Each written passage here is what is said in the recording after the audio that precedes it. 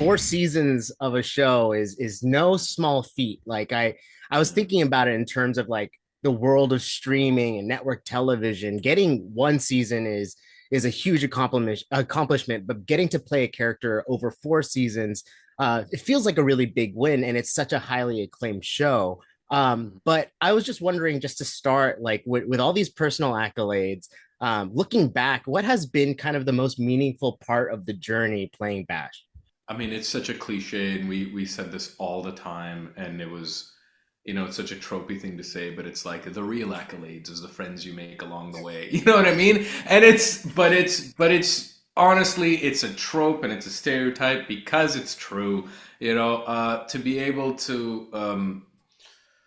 To be able to have told a story about a refugee, especially in this time, especially when we started telling it, and seemingly it's even more relevant now more than ever, to not only paint him in a light that's different, that goes beyond victimhood and everything like that. That more often than not, Joseph said that this is a character that we have seen in every single show, but they stop at his struggle.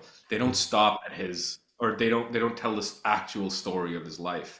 So there is way more to every refugee, and there's way more to anybody struggling than just their struggle. And the fact that we got to go home with this character, tell a complete, well-rounded story about his humanity, and a complex story about how he is deserving to contribute to the world in the way that he is not only tremendously able, but in the way that he wants, is a gift, and hopefully one that I get to tell again, maybe not in this context, but telling the story of people who have gone through things and just deserve love and acknowledgement, not even recognition, but just acknowledgement. Absolutely. I have to say, as far as like medical procedurals go, the pilot of this series is so instantly gripping, right? And now that we're at the end and you've had some time away from it, it's premiering here in the US, but I'm just wondering because Joseph K mentioned that Bash's story was a four-season arc in his head, right? Looking back, how has your connection to the character maybe grown or evolved just with your involvement over the last few years? Yeah, I think we there were a lot of elements of Bash, his insecurity, his anxiety, his desire for validation, his fear of rejection, and all of these things. I was, kind of, I've been a working actor, and we were just figuring things out and everything, but I became a father, and all of that, and then you kind of worry about what's next in your chosen field. And then I think right before my daughter's first birthday, I was given the reins to do transplant, and they already had a good feeling about it. And Joseph was confident from day one to be. I don't know if it was like this false confidence that parents have to be like, we'll be fine. And meanwhile, he's, shattered on the inside, but he was just like, don't worry, we're going to go the 4 years with this one. Trust me, I know what I'm doing. And he was not wrong. Like we went, and there were times where he's like, I don't know, but like probably, like likely. I'm already writing the next season, so like don't worry about it. So he had this thing of we were going to do it. And as Bashir grew, and as he sort of found himself within, with more confidence, and being able to talk back to people and stand in himself, I grew with Bashir in my confidence in myself, and my hopefully as my abilities as a father, but that's an ongoing thing. So I'm so happy that I get to borrow so much of what Bashir is going through, and his circumstances are far more dire and far more crucial and life-threatening than anything that I've been fortunate enough to experience. But yeah, I learned a great deal from Bashir, and I take a lot of that stuff moving forward. Like I said, the premise of the show is instantly gripping, and I think for families of immigrants themselves, your character is going it like just really resonates, right? Like I'm brown. I can never imagine myself being a lead in a Or I show. don't see color. No, I'm just kidding. Well, Sorry. I see it. I I see know. it. I noticed, man. Yeah, everybody sees it, man. Like Yeah. I see it too. Like I was just like Sharma, my guy, right Yeah, away. yeah. My dad's Yeah. Punjabi, my mom's Filipino, and as I was listening to your TED talk earlier, and it's just funny because you said you learned how to speak English from Filipinos, and then we have this Desi connection. So I love that. But getting to be a lead, a brown skin lead who's Muslim, who prays on screen. I'm just curious, just because even just looking at YouTube comments under the trailers for your show or clips for your show, there's so much support and love That's, for this character, for this show. yeah. But what has been maybe your favorite fan interaction or reaction to maybe Bash or the character or the story that you're telling as a whole?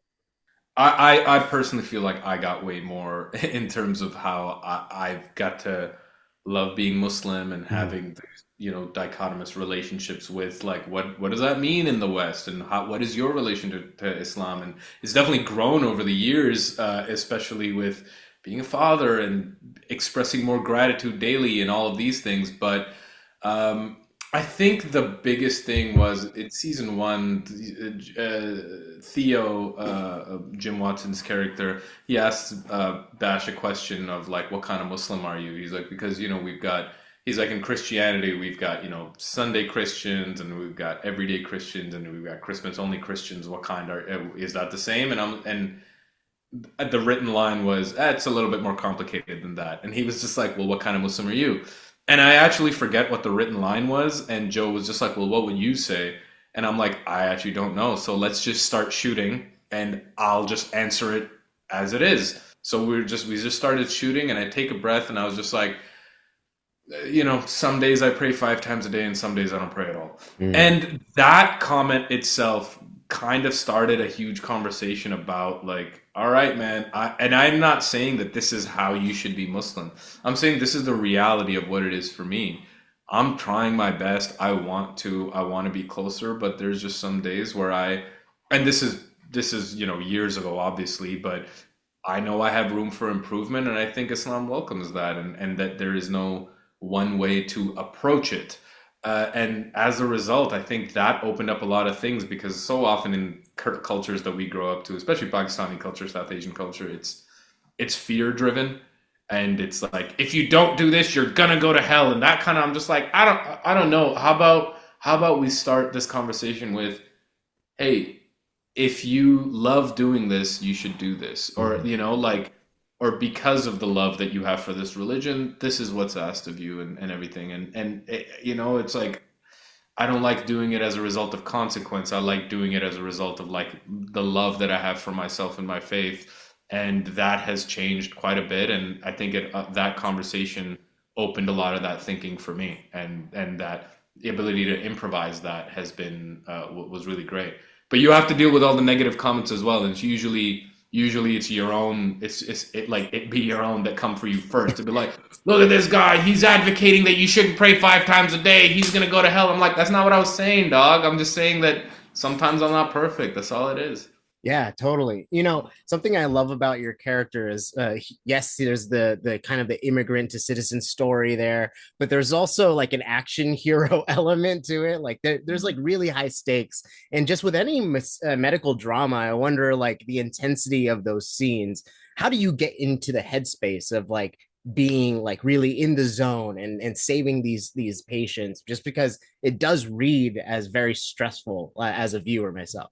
Right. Yeah. I mean, I think I got really lucky. One, like the production design was just so good. We had all the toys, I remember filming the pilot, and or like there was the school bus crash in the season two, and then there was the sinkhole thing in season four, and there was all these things of I'm like, I can't believe that like, you know, I used to make all of these things up in my head doing like drama class, and it's just like, all right, now you're using a pillow and it's your car and you're doing, you know what I mean? And meanwhile, it's just like, all right, we're gonna do this giant crane shot of this actual bus that we flipped over and it's on fire, so just be Mhm. careful and all these. So just, I think to toot my own horn and everything like that, I think what I think is my greatest asset as an actor is like I'll believe the circumstance. Yeah. I really will. If it's on the page and that's what we're doing, I will 100% believe the circumstances. This person will die if not. Okay, cool. Then we have to do that. You are in love with this person. Okay, great. I am. You're about to lose your house. All right, that's scary. You know what I mean? And it's just okay, I feel like I can get there. And then they dress you up, and then there's real fire, and then they put blood on you, and it's at night, and it's cold, and it's whatever.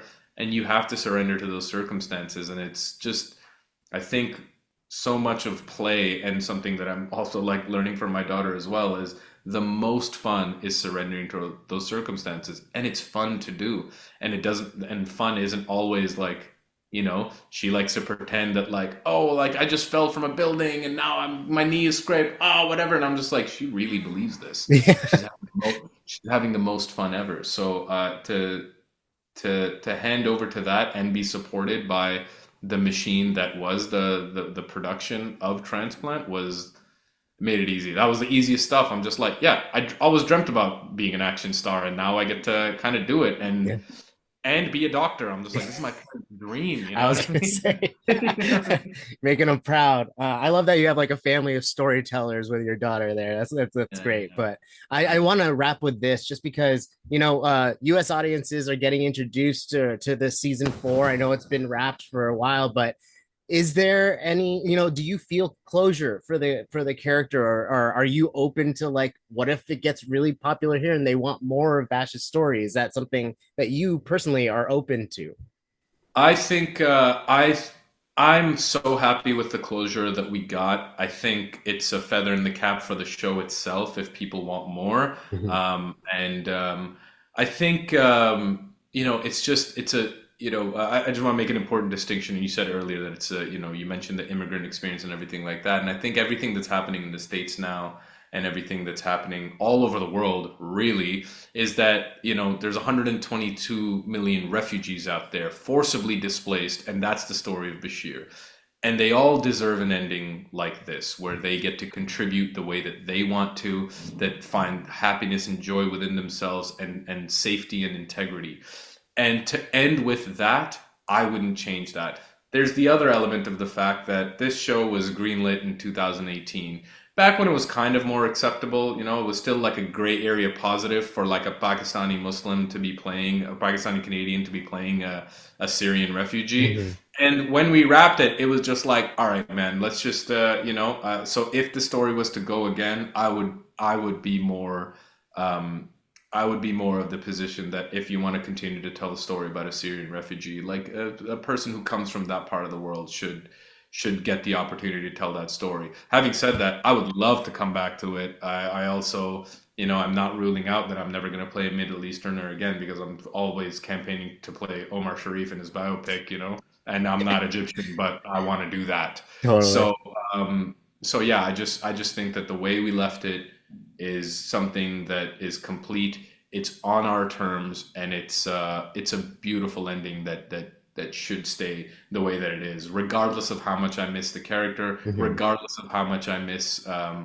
It's like ending a relationship. Hey, everything was good. I think it was time, and let's move on. I don't want to get into a situation where I force a rekindling only for us to resent each other afterwards. Sounds like a healthy relationship and a healthy ending to it. You know what So I mean? let's keep it So healthy. let's keep it healthy. Yeah, yeah.